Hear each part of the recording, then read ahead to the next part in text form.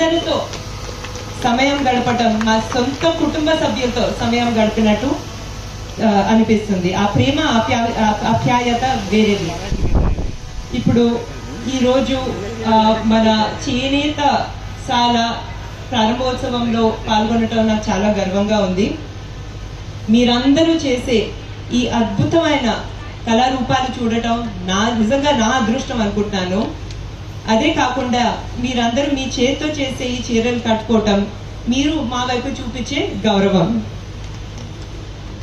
ఇప్పుడు మన చేనేత గురించి మాట్లాడాలంటే మా కుటుంబం ఎల్లప్పుడూ చేనేత కార్మికులకి సపోర్ట్ చేసి సహకారం ఇచ్చే కుటుంబం. ఎప్పుడు మీ గురించి ఆలోచించే కుటుంబం. ఆనాడు తాతగారు ఎన్టీఆర్ గారి సమయం నుంచి కానివ్వండి, ఈనాడు నారా చంద్రబాబు నాయుడు గారు, అలాగే నాన్నగారు